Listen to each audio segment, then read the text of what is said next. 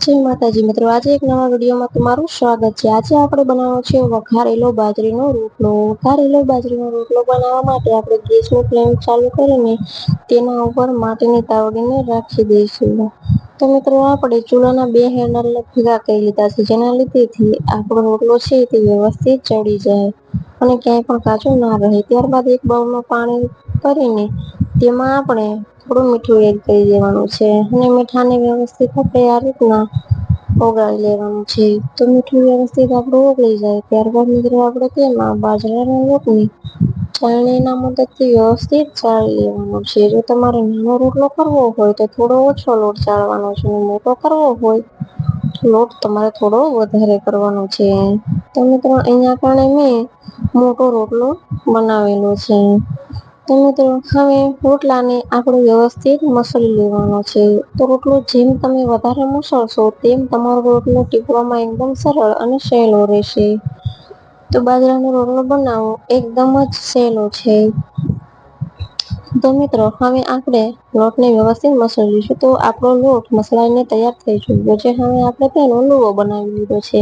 તો એ લુવાને મિત્રો આપણે હાથમાં લઈને બાઉલમાં થોડું પાણી એડ કરી દેવાનું છે. ત્યારબાદ બંને હાથને મિત્રો આપણે પાણીમાં પલાળી લેવાના છે અને લુવાને વ્યવસ્થિત હાથમાં આ રીતના ફેરવી લેવાનું છે. તો મિત્રો પાણીવાળા હાથ કરવાથી આપણો રોટલો હાથ હારે ચોટે નહીં અને ટીપવામાં સહેલાઈ રહે છે. તો વચ્ચે વચ્ચે પણ આપણે પાણીવાળો હાથ કરી લેવાનો છે. તો મિત્રો આંગળીઓના મદદથી રોટલાને વ્યવસ્થિત આ રીતના આપણે એક ડિઝાઇન પાડી લેવાની છે, જેના લીધેથી આપણો રોટલો અડધો તો એમ જ બની જાય છે. અને આ ડિઝાઇન પડી ગયા પછી હવે મિત્રો આપણે તેને ધીમા ધીમા પ્રેશર દઈને વ્યવસ્થિત ટીપી લેવાનો છે. બાજરાનો રોટલો ટીપવો એ એકદમ સહેલો છે. તો તમે પણ ચોક્કસથી ટ્રાય કરજો. તો મિત્રો આ રીતના આપણે વ્યવસ્થિત બાજરાના લોટને ધીમા ધીમા પ્રેશરે આપણે રોટલો તૈયાર કરી લેવાનો છે. તો મિત્રો થોડો જાડો એવો લાગે તો આપણે આંગળીના મદદથી આ રીતના દબાવી લેવાનો છે. તો મિત્રો આપણો રોટલો બનીને તૈયાર થઈ ચૂક્યો છે. તો હવે આપણે તેને તાવડીમાં નાખી દેવાનો છે. તો મિત્રો થયો છે ને એકદમ ગોળ રોટલો. તો તમે પણ ચોક્કસથી ટીપીને બનાવવાની ટ્રાય કરજો. તો હવે મિત્રો એક સાઈડ આપણો રોટલો ચડી ગયો છે. તો હવે ચપ્પુના મદદથી તેને ધીરે ધીરે આ રીતના માટીની તાવડી જોડેથી છૂટો પાડી લેવાનો છે. તો મિત્રો અહીંયા મેં રોટલો છૂટો પાડીને આ રીતનો ફેરવી લીધો છે. તો મિત્રો આપણો બાજરીનો રોટલો હતો તે બનીને વ્યવસ્થિત તૈયાર થઈ ચૂક્યો છે. તો હવે આપણે તેને આ રીતના ઊભા કટ કરી લેવાના છે. તો આ રોટલાના વ્યવસ્થિત આપણે આખા રોટલામાં આ રીતના ઊભા કટ કરી લેવાના છે. ઊભા કટ આપણે ચપ્પુના મદદથી કરવાના છે.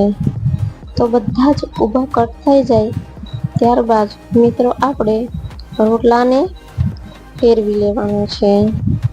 તો મિત્રો આપણા બધા ઊભા કટ થઈ ગયા છે. તો હવે આપણે રોટલાને થોડો ફેરવી લઈશું. તો રોટલાને આપણે આ રીતના ફેરવી લઈશું અને હવે ચપ્પુના મદદથી તેમાં આડા કટ કરી લેવાના છે. તો મિત્રો આપણે બાજરીના રોટલાને ચોરસ કટમાં આ રીતના ડિવાઈસ કરી લેવાના છે. તો આપણે આખા રોટલાના આપણે આ જ રીતના ઊભા કટ કર્યા હતા તેમજ આડા કટ કરી લેવાના છે. તો મિત્રો બહુ આપણો રોટલાના ચોરસ કટિંગ છે તે બહુ મોટું નથી કરવાનું, કારણ કે તેના લીધે આપણો બાજરાનો રોટલો વ્યવસ્થિત ચડતો નથી. તો મિત્રો આપણે એ જ રીતના આખા રોટલાના નાના નાના કટ કરી લીધા છે. તો તેના માટે વઘારવા માટે આપણે એક વાટકામાં છાશ, કટિંગ કરેલા મરચાં, લસણ અને લીમડો, કટિંગ કરેલી ડુંગળી, કટિંગ કરેલા ટમેટા તેમજ લસણવાળા મસાલાનો ઉપયોગ કરેલો છે. અને આપણે એક ડીશમાં કટિંગ કરેલા રોટલા રાખી દીધા છે. હવે વઘાર માટે આપણે ગેસની ફ્લેમ ચાલુ કરીને તેલ ગરમ કરવા માટે રાખી દીધું છે. તો તેલ આપણું વ્યવસ્થિત ગરમ થઈ જાય ત્યારબાદ આપણે તેમાં રાઈ એડ કરી દેવાની છે. તો મિત્રો થોડું આપણું તેલ હજી ગરમ નથી થયું એટલે આપણે ગેસની ફ્લેમ થોડી વાર માટે આપણે હાઈ કરી લેવાની છે. તો મિત્રો આપણી રાઈ ફૂટી જાય ત્યારબાદ ગેસની ફ્લેમને આપણે ફરીથી લો કરી લેવાની છે. ત્યારબાદ આપણે મિત્રો તેમાં આખું જીરું એડ કરી દીધું છે. આખું જીરું વ્યવસ્થિત તેલમાં ફૂટી જાય ત્યારબાદ આપણે તેમાં હિંગ એડ કરી લેવાની છે. હિંગ એડ કર્યા પછી આપણે લીમડાના પાન અને આખા લસણ લીધેલું હતું તે તેમાં એડ કરી દેવાનું છે અને થોડું થોડું લાલ થાય ત્યાં સુધી આપણે તેને તેલમાં ચડવા દેવાનું છે. તો મિત્રો આપણું લસણ થોડું થોડું લાલ થઈ ગયું છે. તો હવે આપણે તેમાં કટિંગ કરેલા મરચા હતા તેને એડ કરી દેવાના છે. કટિંગ કરેલા મરચા એડ કર્યા પછી આપણે તેને ચમચાની મદદથી આ રીતના સાતળી લેવાના છે. તો મિત્રો મરચાંને આપણે બહુ ઝાઝી કળી નથી ચડવા દેવાના. તો મિત્રો આપણા મરચા વ્યવસ્થિત ચડી ગયા છે. તો હવે આપણે તેમાં કટિંગ કરેલી ડુંગળી એડ કરી દેવાની છે. કટિંગ કરેલી ડુંગળી એડ કર્યા પછી આપણે તેને ચમચાના મદદથી વ્યવસ્થિત હલાવી લેવાની છે. તો મિત્રો ડુંગળીને આપણે થોડી વાર માટે તેલમાં ચડવા માટે રાખવાની છે. તો ગેસની ફ્લેમને થોડી આપણે હાઈ કરીને તેને થોડી વાર માટે તેલમાં ચડવા માટે રાખી દેવાની છે. તો મિત્રો ડુંગળીને આપણે હવે થોડી વાર માટે ઢાંકીને ચડવા માટે રાખી દઈશું. તો મિત્રો ડુંગળીને આપણે હવે સંભાળી લઈશું. તો તમે જોઈ શકો છો કે આપણી ડુંગળી છે તે તેલમાં એકદમ સારી રીતે એવી ચડી ગઈ છે. તો હવે આપણે તેમાં કટિંગ કરેલા ટમેટાને એડ કરી લેવાનું છે. કટિંગ કરેલા ટમેટાને એડ કર્યા પછી આપણે ચમચાના મદદથી તેને વ્યવસ્થિત કટિંગ કરેલી ડુંગળી અને મરચાં સાથે આ રીતના મિક્સ કરી લેવાનું છે. ત્યારબાદ આપણે ઢાંકીને થોડી વાર માટે રાખી દેવાનું છે. તો મિત્રો આપણે ટમેટા હતા તે થોડા થોડા ચડી ગયા છે. ત્યારબાદ આપણે તેમાં હળદર એડ કરી દેવાની છે. હળદર એડ કર્યા પછી આપણે તેમાં મીઠું એડ કરી દેવાનું છે.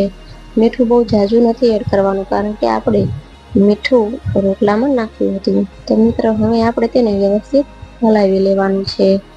વ્યવસ્થિત હલાવ્યા પછી આપણે મિત્રો તેને સીબાને ઢાંકીને ફરીથી ચડવા માટે રાખી દેવાનું છે. તો મિત્રો આપણી ગ્રેવી હતી તે વ્યવસ્થિત ચડીને તૈયાર થઈ ચૂકી છે.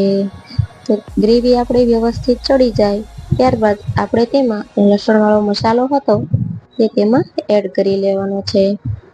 લસણવાળો મસાલો એડ કર્યા પછી આપણે ચમચાના મદદથી વ્યવસ્થિત તેને ગ્રેવી જોડે મિક્સ કરી લેવાનો છે. તો મિત્રો લસણવાળા મસાલાની એક પણ ગળી ના રહે તેનું તમારે ખાસ ધ્યાન રાખવાનું છે.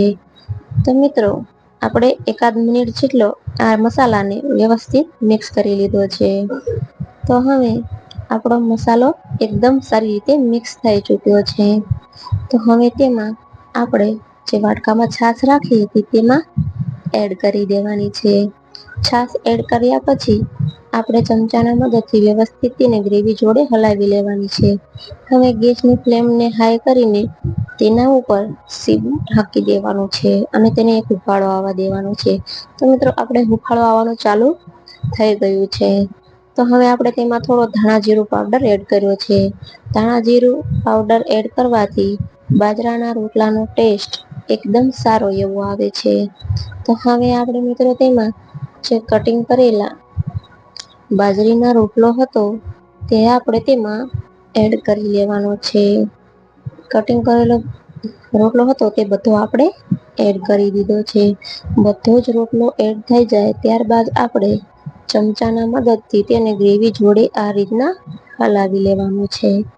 તો આપણો રોટલો સારી રીતે હલીને તૈયાર થઈ જાય ત્યારબાદ આપણે છીબું ઢાંકીને થોડી વાર માટે લો ફ્લેમે ચડવા દેવાનું છે. તો મિત્રો આપણો વઘારેલો બાજરીનો રોટલો એકદમ સારી રીતે એવો બનીને તૈયાર થઈ ચૂક્યો છે. તો મિત્રો જોતા જ મોંમાં પાણી આવી જાય એવો આપણો વઘારેલો બાજરીનો રોટલો બનીને તૈયાર થઈ ચૂક્યો છે. તો હવે આપણે તેને સર્વ કરી લેવાનું છે. તો મિત્રો જો તમને મારો વિડીયો ગમ્યો હોય તો લાઈક કરો, શેર કરો અને સબસ્ક્રાઈબ કરો.